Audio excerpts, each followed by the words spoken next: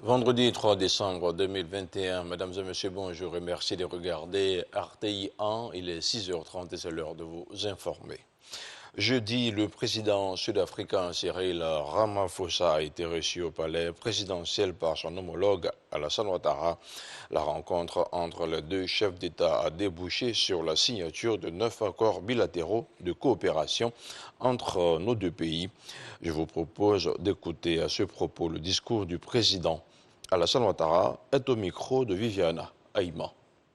Nous sommes très heureux de vous accueillir pour cette toute première visite d'État d'un président sud-africain en Côte d'Ivoire après la mémorable visite du président Nelson Mandela en novembre 1991. La forte délégation officielle ainsi que le grand nombre de chefs d'entreprise qui vous accompagnent reflètent l'importance que vous aussi accordez à cette visite qui vient renforcer les excellentes relations d'amitié et de fraternité qui existent entre la Côte d'Ivoire et l'Afrique du Sud. Nous vous en remercions très sincèrement. Je voudrais aussi me féliciter de l'exemplarité de la coopération qui existe entre nos deux pays depuis de nombreuses années. Je voudrais profiter de votre présence en Côte d'Ivoire pour vous féliciter pour le leadership avec lequel vous conduisez votre pays, résolument engagé sur la voie du développement. Je salue les mesures efficaces que vous avez prises pour lutter contre la pandémie de Covid-19, ainsi que pour votre engagement en faveur de la vaccination, que ce soit sa mise en disponibilité, que la fabrication sur le continent africain.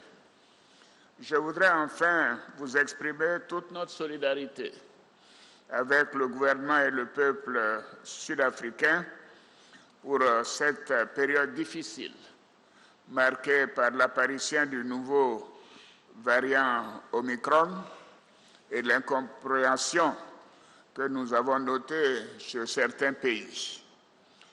Monsieur le Président, nous avons eu un excellent entretien au cours duquel nous avons évoqué les voies et moyens de renforcer davantage notre coopération bilatérale. Nous avons décidé de promouvoir davantage les échanges commerciaux entre la Côte d'Ivoire et l'Afrique du Sud, car ceci ne reflète pas le potentiel économique de nos deux pays.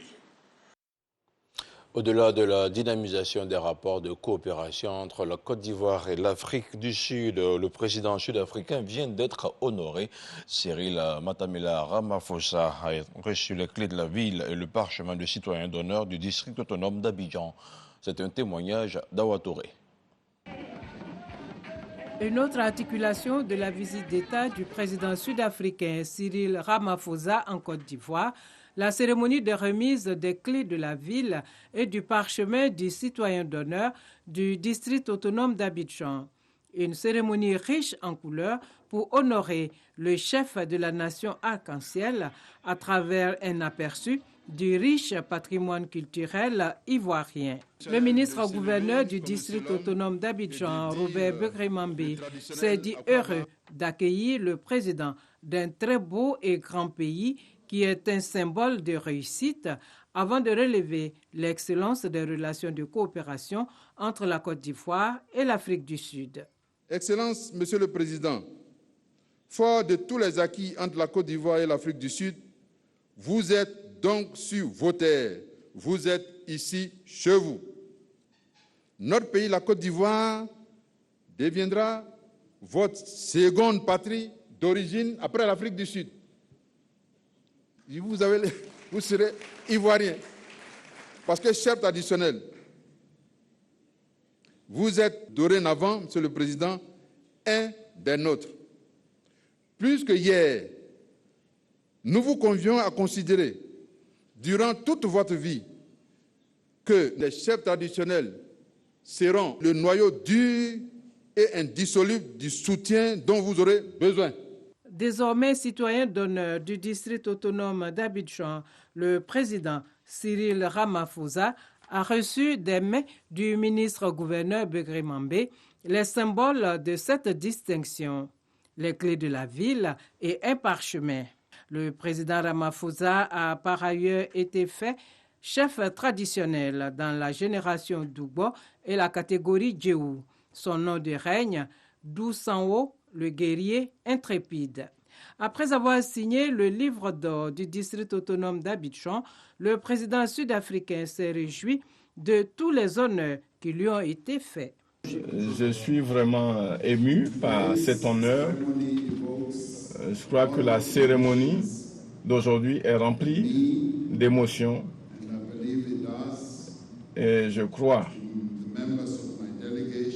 que les membres de ma délégation également sont touchés. Et c'est la première fois que je viens en terre ivoirienne. Et je crois que j'en ai rêvé.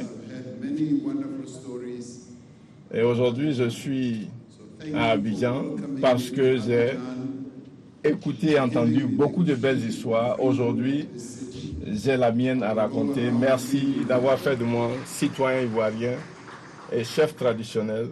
Et nous ferons en sorte que nos leaders traditionnels soient informés en Afrique du Sud, parce que nous avons également la Maison des Rois et chefs traditionnels. Et lorsque le président Alassane Ouattara visitera l'Afrique du Sud, nous ferons la même chose au président. Le président sud-africain a par ailleurs relevé que cette cérémonie majestueuse montre que la Côte d'Ivoire et l'Afrique du Sud ont les mêmes traditions. Il a pris l'engagement de recevoir les chefs traditionnels qui sont désormais ses collègues en Afrique du Sud dans la pure tradition africaine. À marge de la visite d'État de Cyril Ramaphosa en terre ivoirienne, il s'est ouvert hier jeudi à Abidjan le Forum économique ivoiro-sud-africain. Il s'agit d'une rencontre des acteurs du secteur privé et des opérateurs économiques des deux pays.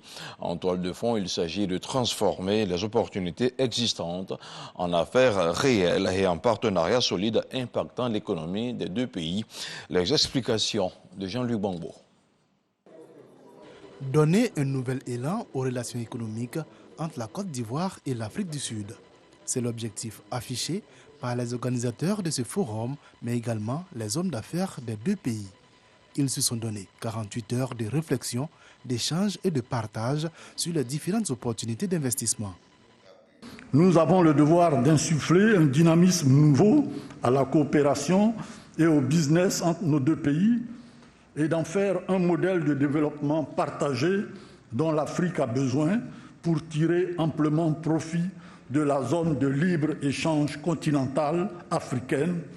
La valeur des échanges entre la Côte d'Ivoire et l'Afrique du Sud est estimée à plus de 370 milliards de francs CFA, un volume jugé faible au regard des potentialités des deux pays. L'économie ivoirienne est l'une des plus dynamiques de l'Afrique de l'Ouest. La Côte d'Ivoire est le plus gros fournisseur de l'Afrique du Sud en pâte de cacao, en noix de cajou et de bien d'autres produits. Il y a de nombreuses opportunités d'affaires que les Sud-Africains peuvent encore exploiter en Côte d'Ivoire. Pour capter ces opportunités d'investissement, la Côte d'Ivoire s'est dotée de mesures incitatives qui ont été présentées aux investisseurs sud-africains. La transformation de la Côte d'Ivoire nécessite l'émergence de pôles d'activité pouvant aider les entreprises locales à se spécialiser. Cette transformation nécessite également le renforcement des réseaux régionaux de production en infrastructures, en institutions régionales, permettant de développer des complémentarités régionales au sein des différentes chaînes de valeur. Je voudrais également indiquer que la Côte d'Ivoire est redevenue un gisement d'investissement et que les opportunités d'affaires sont nombreuses dans tous les secteurs d'activité grâce à la vision et au leadership du président Alassane Ouattara. Partenaire depuis 1992, l'Afrique du Sud est aujourd'hui le deuxième client de la Côte d'Ivoire. Les principaux produits échangés entre les deux pays sont, entre autres, le cacao, l'huile de palme, la noix de cajou ou encore les produits de mer et le pétrole. Et on s'intéresse maintenant à l'Expo Dubaï 2020 où la Côte d'Ivoire a mené une véritable opération de séduction des investisseurs internationaux. Des opportunités d'investissement ont été présentées par le Premier ministre Patrick Achi à la tête d'une forte délégation. Dans ce reportage, je vous propose de suivre la réaction d'une grande partie de cette délégation et c'est avec notre envoyé spécial Adama Kone à Dubaï. Forum économique, journée nationale. La Côte d'Ivoire montre ses atouts à Dubaï et tous les secteurs susceptibles d'offrir des conditions d'investissement rassurantes accompagnent la délégation du Premier ministre. Au niveau du ministère des Transports, nous avons donc des projets importants qui portent sur la mobilité urbaine, n'est-ce pas, dans nos grandes villes et principalement à Abidjan, où on envisage, n'est-ce pas, de construire beaucoup de pôles de change pour améliorer un peu la fluidité. Tous les grands projets que le ministère a ont été présentés. On a eu de bonnes rencontres puisqu'il y a des investisseurs qui sont prêts à venir, n'est-ce pas, pour qu'on puisse étudier davantage ces projets-là. Transport intérieur, mais également trafic international pour garantir le mouvement de divers produits. Les investisseurs ont besoin de savoir que là où ils vont, quand ils vont produire ou quand ils vont vouloir faire les importations, qu'il y a un port sûr qui puisse traiter ces marchandises-là. Et on est là pour les rassurer en ce sens-là. Évidemment aussi, le port accompagne l'État de Côte d'Ivoire. Le port fait partie de l'image de l'État de Côte d'Ivoire. Et quand on parle de nos performances, les performances portuaires en font partie. Dans les bateaux figure en bonne place le cacao. Première spéculation agricole. La structure en charge de sa gestion a fait le déplacement. Nous sommes leader mondial du cacao et l'exposition universelle est faite notamment pour montrer ce que la Côte d'Ivoire a de meilleur. Donc voilà, nous sommes venus présenter le cacao ivoirien, présenter aussi les enjeux. C'est d'aller jusqu'à la transformation, l'un des enjeux majeurs du cacao pour l'avenir en Côte d'Ivoire. Pour vendre les projets aux bailleurs du fonds, le Bureau national d'études techniques et de développement BNET a dû se mettre aussi à la réflexion. Nous avons eu des rencontres donc à la suite des projets qui ont été présentés par les différents ministres dans les secteurs du commerce, de l'industrie, du développement de l'économie sportive, du tourisme, de l'innovation et de l'économie numérique. Parmi les facteurs déclenchant les intentions d'investissement figure la paix sociale et l'organisation démocratique. Le président de la République a fait le choix d'investir dans la démocratie. Et vous avez vu, notre pays a un ministère de la bonne gouvernance, a des institutions qui regardent tous ces volets-là pour assurer effectivement tous ces investisseurs. Et donc la démocratie est au rendez-vous. La Côte d'Ivoire est redevenue un havre de paix. L'indice de sécurité est très bas. La Côte d'Ivoire a plusieurs atouts pour ces grands investisseurs du monde. Tous ces acteurs disent repartir d'Expo Dubaï 2020 avec le sentiment d'avoir apporté une plus-value à l'attractivité de la Côte d'Ivoire. Sécurité maintenant, près de 1800 nouveaux élèves policiers ont été présentés au drapeau jeudi à Abidjan. Parmi eux figurent 4 Congolais. Tous ont pris part à la formation commune de base enseignée par l'armée de terre. La présentation de ces futurs policiers s'est déroulée en présence du ministre de l'Intérieur et de la Sécurité, le général Wagondo Diomandé, qui les a exhortés à la discipline durant leur apprentissage. Et on termine avec l'actualité internationale. Au Tchad, un communiqué de la présidence de la République a annoncé jeudi que le chef de la junte, Mahama Idriss Déby Itno, passe du grade de général de corps d'armée au grade de général d'armée. Il va désormais arborer 5 étoiles au lieu de 4. Une promotion décidée par le chef de la junte lui-même qui se hisse au sommet de la hiérarchie militaire. Rappelons que le général Mahama Idriss Déby Itno gouverne le Tchad depuis la mort de son père en avril dernier. Et puis au Mali, les avocats de Khalilou Doumbia, du colonel-major Kassim Goïta et de 4 autres personnalités interpellées début novembre pour tentative de coup d'État et complot contre le gouvernement sont inquiets. Leurs clients font l'objet d'une procédure judiciaire, mais celle-ci fait suite à de graves dérives des services maliens, selon leurs avocats qui dénoncent des enlèvements et des actes de torture. Près de 2 mois après leur interpellation, ces derniers seraient détenus dans des lieux tenus secrets, dans des conditions non conformes à la loi. Et selon leurs avocats, il s'agit pour la junte de leur faire signer des déclarations extorquées. Voilà, c'est ici pour le 6h30, c'est ici la fin de ce 6h30. Merci de l'avoir suivi. L'info continue sur le www.rti.ci.